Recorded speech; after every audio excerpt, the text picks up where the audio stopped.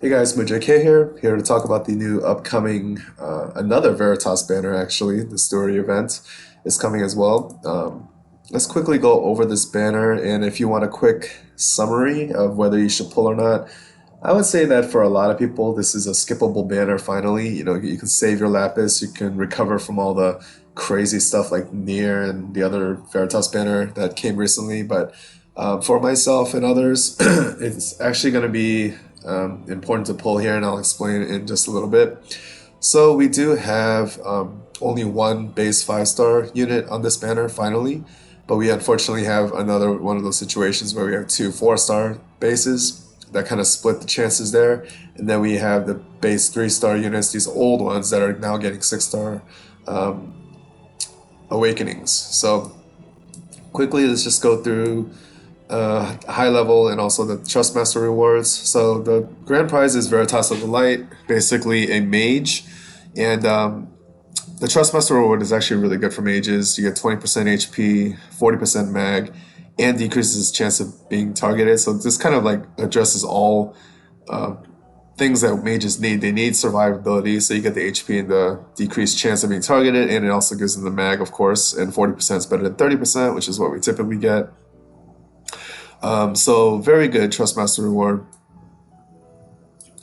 The second unit, and the one that I am most interested in, and the reason I said that some people need to pull on this banner, is Veritas of the Heavens. I think in the story it might be called Wind, but I'm not sure.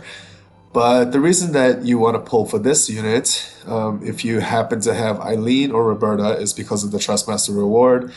This boosts attack when equipped with a spear, and boost damage dealt by jump abilities. So this is going to be an awesome TM for Veritas of the Heavens, or other Dragoons that you may want to use. But for the most part, Dragoons are a little bit underwhelming in the meta right now because of the delay. But, you know, if you build them right, and we'll talk about Veritas of the Heavens in just a little bit, they can be viable now, especially with this TM. So this is basically like your large sword mastery, blade mastery kind of thing for spears, and you know this is pretty long overdue. We need this for also Elza users and so forth. Anybody who uses a spear as their primary weapon would really appreciate this TM. So since I recently got Eileen, and her TM, of course, her main weapon is a spear, I definitely need to pull on this. And with my recent luck of getting base 4-star units, I'm a little bit nervous about that. I don't know how many tickets I'm going to be able to save up, but definitely a must pull for spear users. The other base 4-star unit is Veritas of the Waters, and the Trust Master reward also is good for healers and mages. This one actually you can kind of like choose, but if you happen to dual wield, you can get both the spirit and the mag passive boosts, and that makes sense for this character because you know she's a healer and a mage. So we'll talk again more about that later. We have our old friend Charlotte, who's a base 3-star. A lot of us got her TM because she was on a couple of previous banners. Equip Heavy Shield is actually a pretty decent Trust Master reward that you would want to just get for free and just, you know, dump a whole bunch of Charlottes into each other. Because you can put this on like a Tillith, make her tankier, more sustainable, and shields are obviously good for defense and also resistances. So this is a fairly useful one, but not something that you would like farm heavily as a priority. And she's actually a decent tank now after her 6-star form. And then finally we have the booby prize of the banner, Hayate, who's a base 3-star. He is now 6-star, but unfortunately he's not that great still. But he does still have the best hat in the game for physical damage dealers, I believe. This is the same amount of attack that you would get on a rider's helm, but not everybody can equip a helmet, and also that's a base 5-star full-in Trust Master reward. So for a base 3-star, this is a very good Trust Master reward that you'd want to get. So let's go into the more finer details of each character. Okay, so like I said, he's 6-star max now, but he's still not that great. Although his HP is very impressive, 3672, very high. He's only able to equip daggers, katanas, and throwing weapons just like he was before. And his abilities were pretty much all trash before. I mean, smoke is occasionally useful if you want to like go through an exploration and just run away from every enemy, not waste time. But for the most part, it was very, very useless. And he has some decent abilities now. He has his fire hybrid damage attack, which is kind of weird that he's hybrid now. He has a decent AoE here, and I guess sleep would be useful in some circumstances, but for the most part, I mean, it's a pretty underwhelming ability. Actually, I take that back. It's a decent AoE, but it's not something that's going to make or break a character. He does have Inflict Silence and Confuse, 80% on enemies. Again, situationally useful if a tough enemy happens to be susceptible to these things. And then he has Fire Hybrid Damage to all enemies. Again, hybrid damage, you kind of need to like build them a certain way, I guess. You could use Hope's TM, new, the throwing weapon that has mag on it, because he does use throwing weapons. There's also that dagger that we got in a recent event that has mag attached to it that a lot of people put on Rem, or I'm sorry, was it Ash or Rem? The dagger with all the magic on it, that could be useful as well. His passives are not that great. His attack is only 20% passive, and he gets a 30%, which is a little bit better, but overall his stats are not going to be good enough to turn him into a real threat. So, yeah, unless you're just trying to blow through an exploration level or something really quickly, he's not going to be that useful, and there's always going to be better options for dealing damage, regardless of how nice and hybridy you build him. So pretty underwhelming character, kind of disappointing, but he is mainly for his TM. So if you don't have Black Cat Cal or Black Cal, definitely get some of those. So Charlotte is actually a decent tank now. Still worse than Warrior of Light or Veritas of the Earth, but she is also able to do an AoE cover. I'm kind of spoiling the thing here, but yeah, obviously as a decent tank, she's able to wear stuff like heavy shields and heavy armor. She does have this exclusive equipment. I forgot what this does. We got this a while back. Cleansing Light. Oh yeah, so she has like this AoE Isunaga kind of ability, which is nice to have on a tank because some turns you don't have a whole lot to do on a tank. So having the extra utility is nice if you get this Patriot Shield on her, which you should. So you're not really going to care about the damage abilities or anything like that, but it is nice that she can do 50% stop, which is pretty high actually, because we are used to seeing like 20% and stuff like that. So 50% is really high. She does have her nice little refresh that she can use. Another utility kind of ability that she can do in her off turns. Embolden is always nice to have. Of course, Warrior of Light has this as well. A very nice buff there. And this is like her main covering skill. So 50%, which is the same as Warrior of Light, and 50% mitigation for both physical and magic. So this is like her bread and butter covering tanking skill. So actually she does have a lot to do. She does have this cover that she needs to reactivate for every 3 turns or whatever. She has Embolden, which she can nicely buff up your party with. She can do Refresh if you're running out of MP, and then she also has this Isunaga ability, Cleansing Light. So she's a pretty active tank, so very useful. Stat-wise, she gets some decent passives at 6 stars. She gets to 50%, 10%, 10%. So stat-wise, it's there, but it's not going to be on the level of the other elite tanks that I mentioned. This is a really nice ability, though. So she has a chance to avoid fatal damage, a 50% chance when her HP is above 70%. So in those rare cases when, let's say she's... a lot of times you're going to fully heal up a tank anyway, so this requirement's already going to be satisfied. But if you happen to have a particularly rough round and she's tanking a ton of hits, and it takes her to the point of death, she will have that chance to come stay alive, which is really useful, obviously on a tank. So she has a lot of good stuff going for her here.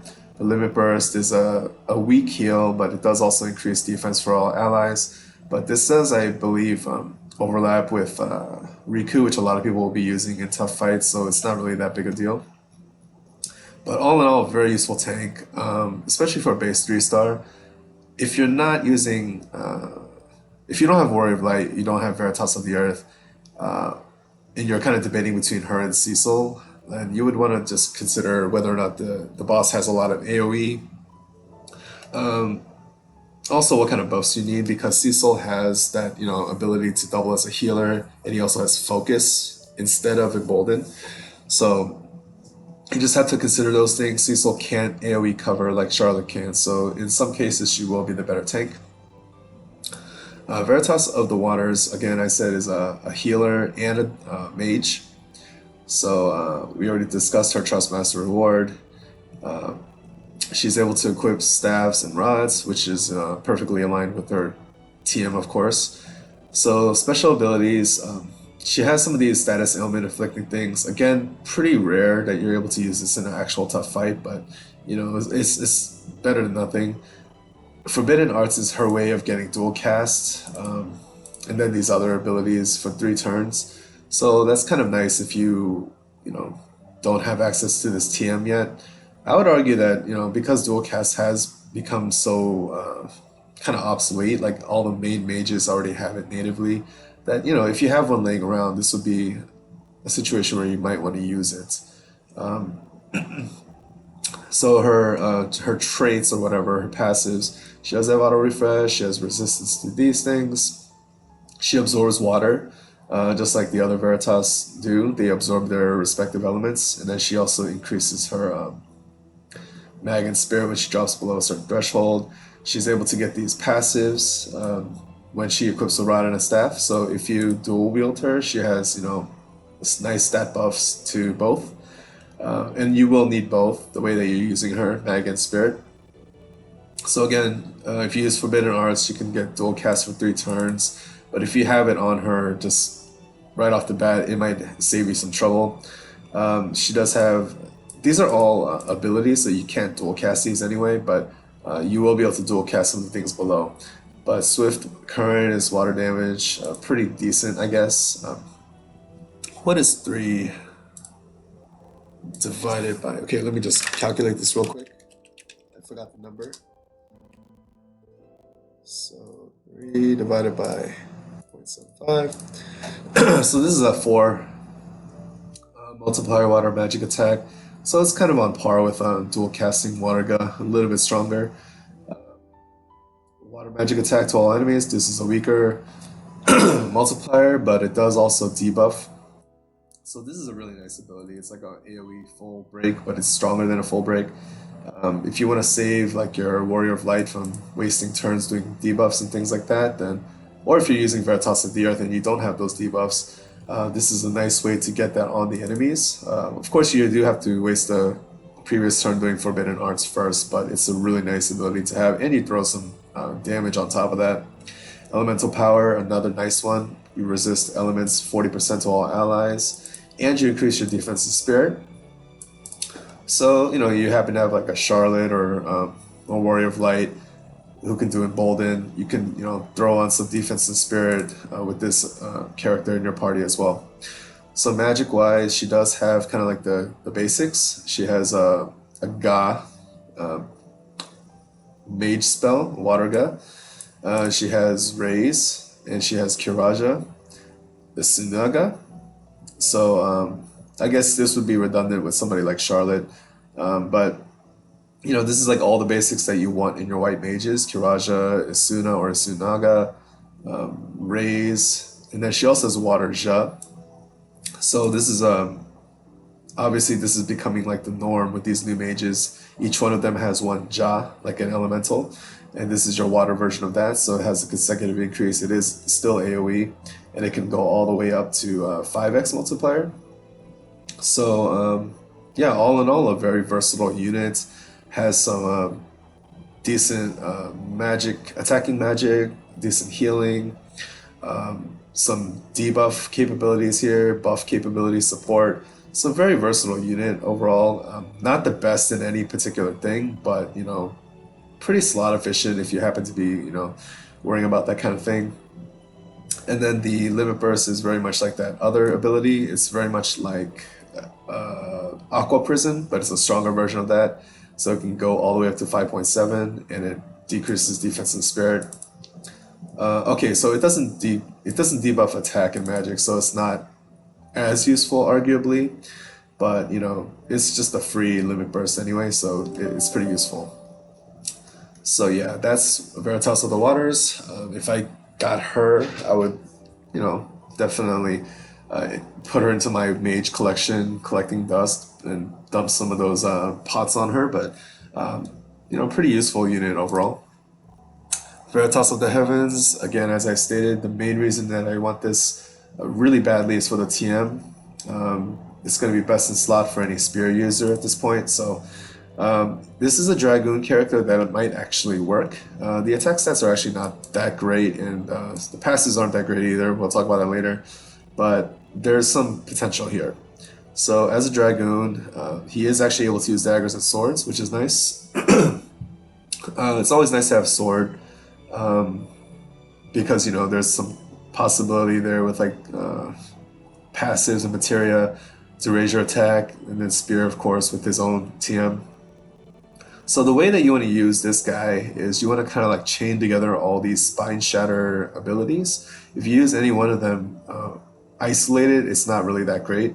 He does have some other abilities too, like a 3.6x kind of finishing move type of thing, kind of like a slice strice, but it's not too bad. 3.6 if you want to, you know, get some damage in a pinch.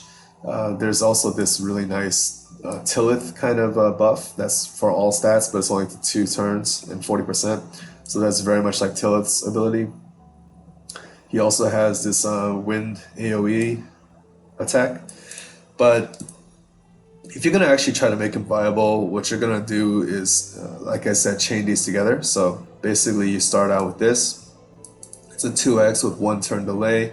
The next time you use, and then you kind of move up step by step. So you move up to this dive 2, and then if you use the dive 1 before that, it upgrades from a 2x all the way to a 5x with still a 1 turn delay.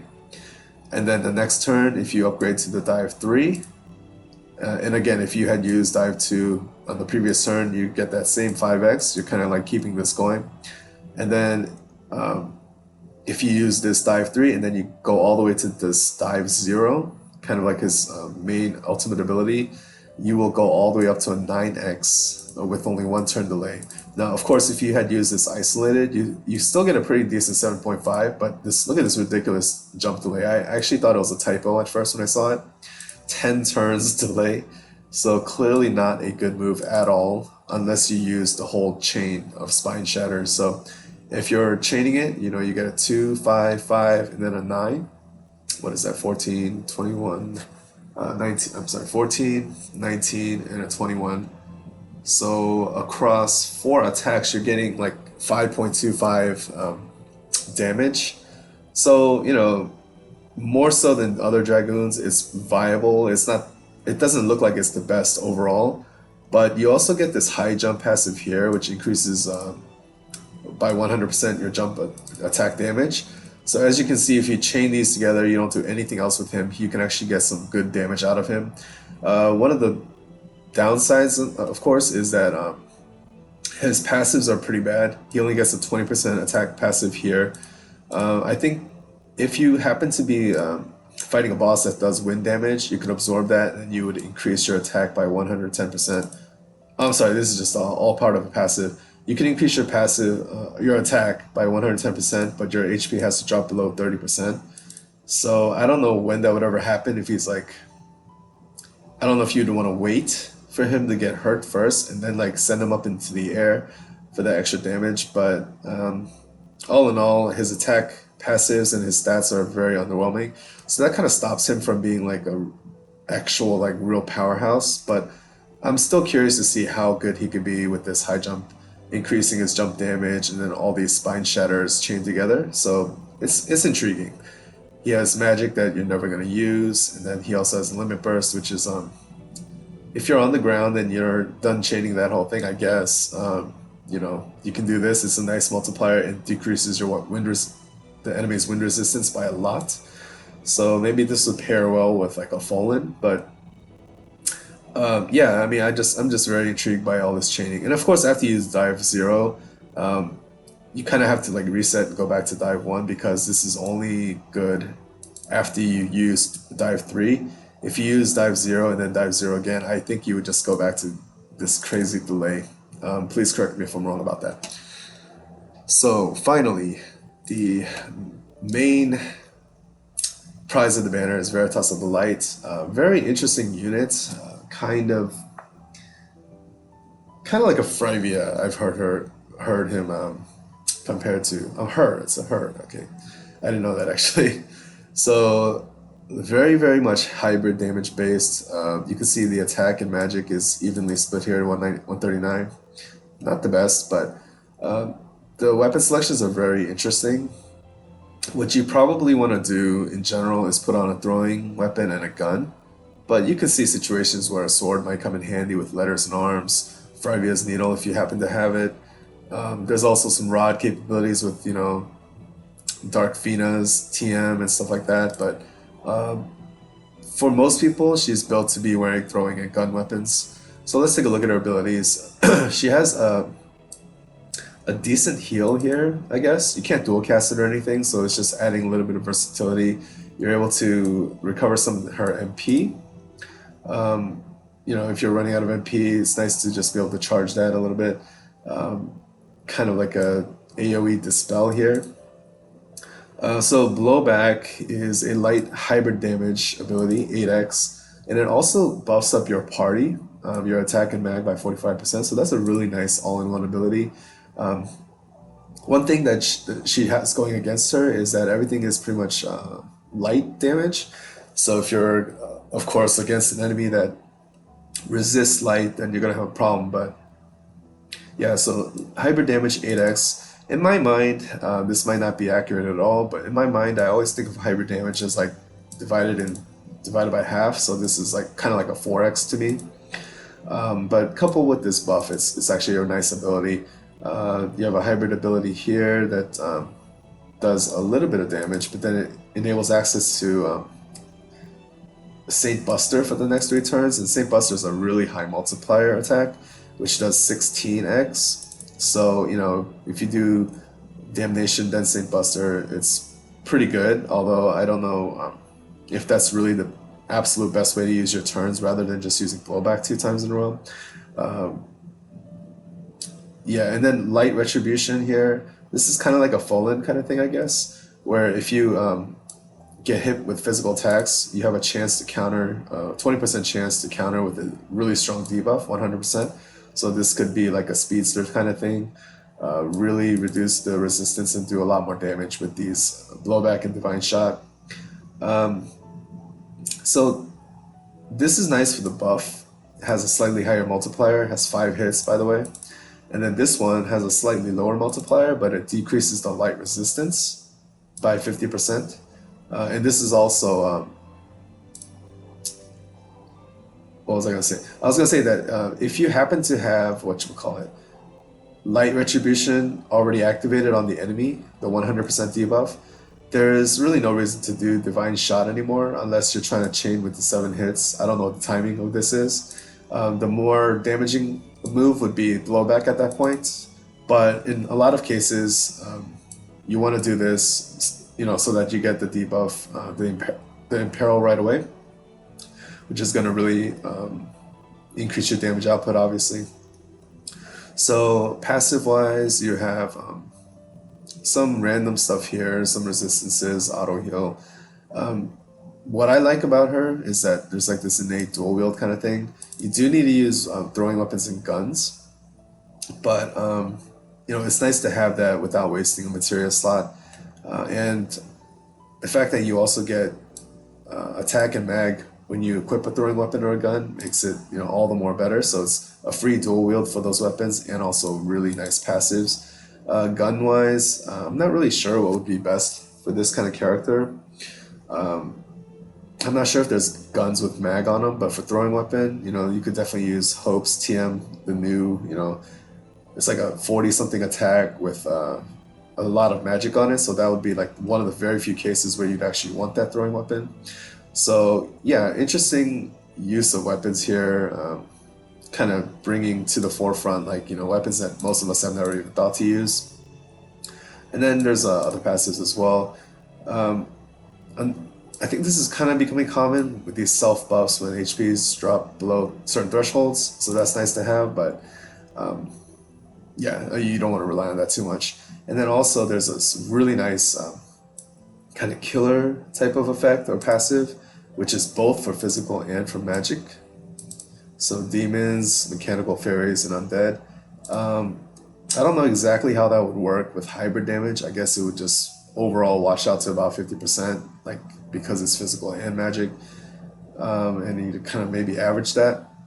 So essentially, you do 50% more damage to these enemy types every time you use this hybrid abilities, which is nice to have. So very good unit, very interesting unit, I think. Also has Ultima, but and Holy, but I don't think you're ever going to be using this. The hybrid abilities are pretty much always going to be better. Then Limit Burst is a really nice multiplier, just basically, and a debuff. So, you know, when you have this up, you definitely want to use it, but it does cost a lot of crystals, I think.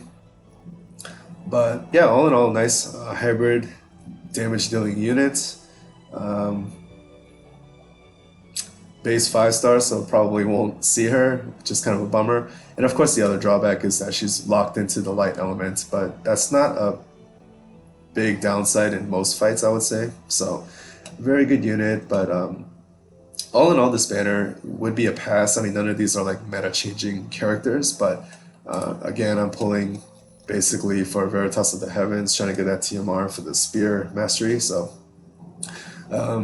I apologize for my voice, by the way. I'm definitely coming down with something, but hope you guys enjoyed, and you know, good luck on your pulls if you are gonna pull. I was definitely gonna use this time to replenish my Lapis and ticket stock, but I can't do that because Gumi keeps throwing these things at us. So anyway, I'll see you guys next time, and yeah, good luck if you're gonna pull, and I'll make a video shortly about my pulls too.